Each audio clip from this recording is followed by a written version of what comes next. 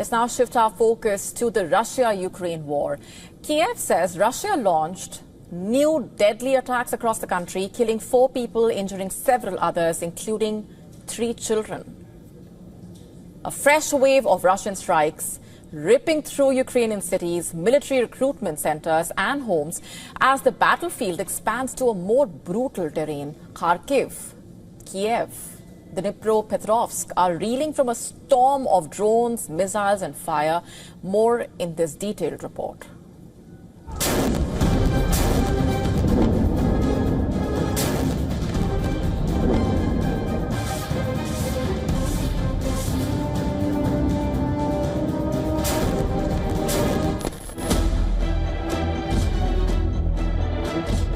Russia has launched yet another furious barrage on Ukraine's heartland, targeting civilians and military infrastructure alike.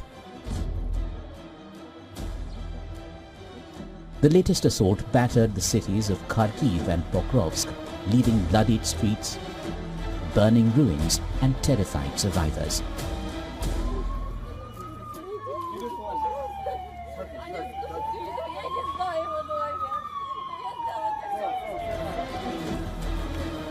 These are the latest images from the devastation caused in Kharkiv.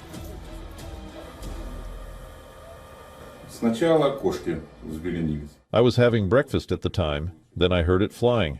I woke my wife and goddaughter up and took them to the bathroom. I stood behind the partition wall and then there was an explosion. Glass shattered and the windows were blown off. Then there was another explosion, followed by a number of smaller ones under my windows. There were some small fireballs.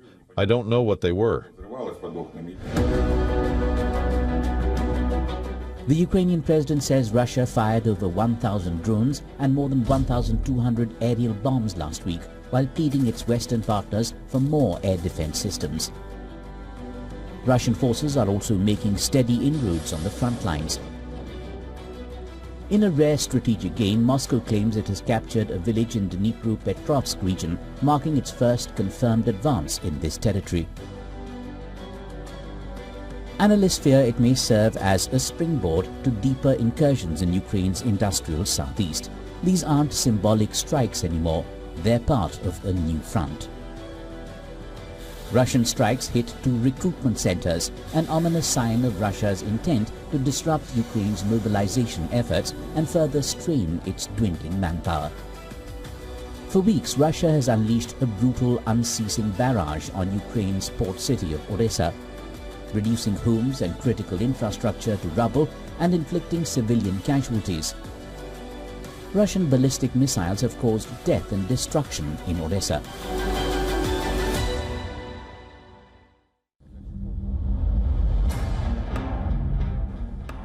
Ukraine is refusing to crumble. In a dramatic escalation of the Black Sea battle, Ukrainian forces have launched daring strikes targeting key Russian assets. The Russian-controlled port of Novorossiysk in Krasnodar Krai was targeted in the attack. With Ukraine still grappling with critical shortages of ammunition and air defense systems, the current wave of strikes, coupled with consistent ground advances and targeted hits on vital recruitment infrastructure, signals a dire phase in the conflict. The war's brutality escalates daily, and Ukraine faces its most harrowing test yet. Bureau Report, WION World is One. By now, we all know about China's massive military modernization. We've seen Chinese media praise its military power, strength. Some even claim it's overtaking America in the arms race. But what about its weaknesses? Tonight, we expose one such crucial vulnerability. It's China's air defense. And experts are sounding the alarm, by the way, saying the PLA is dangerously behind when it comes to countering drones. That's right. China's air defense systems, often hyped as invincible, could be no match for a simple drone swarm. And we are not the ones saying this. 3 military analysts writing on the PLA Daily on July 6, say that China's current forces are stretched thin across multi-tasked units and are ill-suited to combat small, fast-moving drones, they propose the formation of specialized counter-drone rapid response units to correct this imbalance. And these analysts point to recent regional conflicts in Russia's war in Ukraine, in the India-Pakistan border conflict, the Israel-Iran conflict, as evidence that drones have become a decisive battlefield factor. And their study is warning drone swarms could spark a big transformation in warfare. And here's how the reality check actually came. During PLA air defense exercises, anti-aircraft artillery reportedly were able to hit only 40% of the incoming drones. Only 40%. A battalion of the 77th Group of the Chinese Army reported problems tracking fast and small targets that zigzag mid-flight.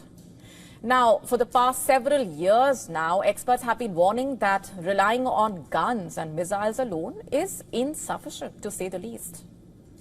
And more layered systems like electronic jamming, lasers, C2 integration are essential to catch drone swarms. The PLA Daily article also emphasizes that future battles will be won in what has been described as the cognitive domain, meaning speed as well as AI processing. They will outweigh just brute firepower. And so the Chinese military daily urges the development of deep learning systems as well as multi-sensor intel fusion. Not just that, PLA analysts also point to the United States and its unmanned hellscape plan. It is America's strategy to be used against China in a potential war in the Taiwan Strait. And it includes deploying thousands of unmanned systems to try and deter a PLA Taiwan invasion.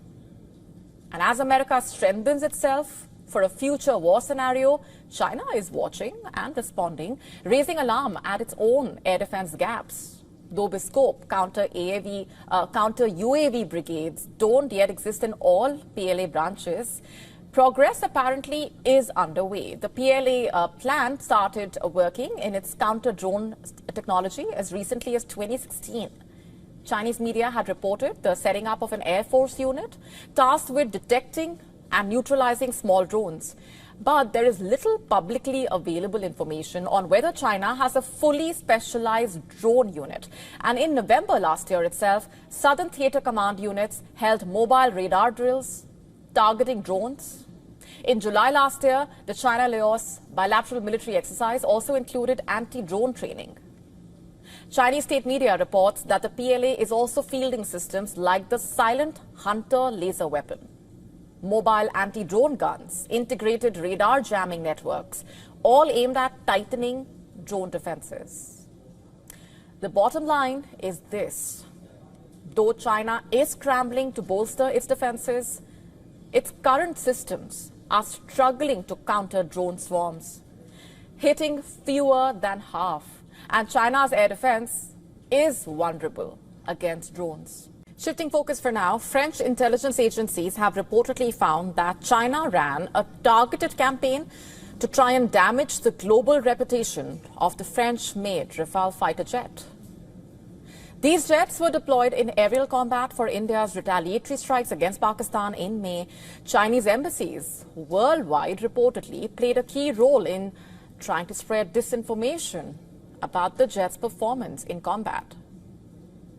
French defense intelligence shared documents with the Associated Press, which reported that defense attaches in Chinese embassies worked to convince current and potential Rafale buyers to opt for Chinese-made jets. Indonesia, which has already signed a deal for 42 Rafales, was reportedly a key focus of this campaign. France reportedly sees arms exports, including Rafales, as central to its defense industry and diplomatic strategy. With China expanding its influence across Asia, France is working to strengthen partnerships with countries like India, Indonesia, the UAE, which have all purchased the jet. Pakistan claimed it downed Rafales during the 4-day military conflict with India. An unfounded claim that both France and India have said is outright inaccurate and incorrect. And according to France's defense ministry, the Rafale jet became the target of what it described as a large-scale disinformation effort. The ministry said the goal was to promote Chinese alternatives and damage France's standing as a global defense supplier. In fact, France says the stakes go beyond aircraft. In a statement on its official website, the French ministry reportedly said that undermining Rafale was an attempt to erode confidence in France's industrial abilities, defense partnerships, technological prowess. According to reports, China has denied allegations that it launched a coordinated disinformation campaign to undermine France's Rafale fighter jets, reportedly calling the claims rumors and slander.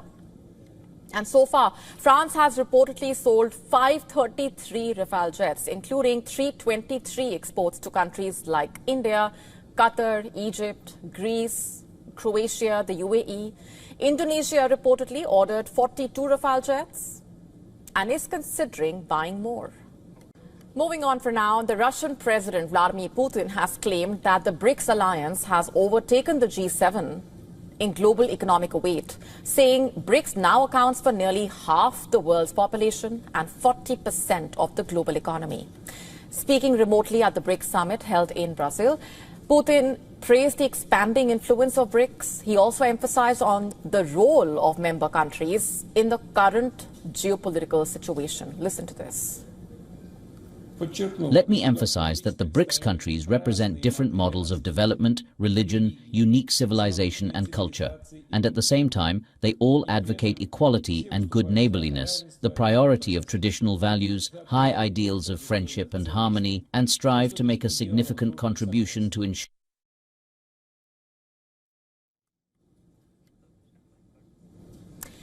And to prove his point, Putin referred to the IMF data from 2025, stating that combined GDP figures for the G7 are $57 trillion, whereas BRICS already stands at $77 trillion. He also called on the BRICS countries to step up cooperation in a range of areas, including natural resources, logistics, trade, and finance. It is necessary to further expand the use of national currencies in mutual payments. The creation of an independent settlement and depository system within BRICS would, it appears, enable faster, more efficient and secure currency transactions. Incidentally, the use of national currencies in trade between our countries has been steadily increasing.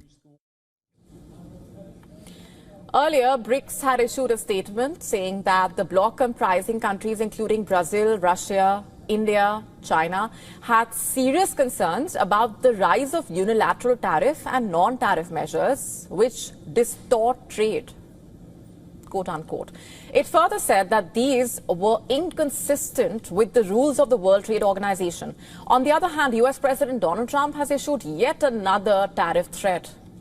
He said that any country aligning themselves with the anti-American policies of BRICS will be charged an additional 10% tariff, quote unquote.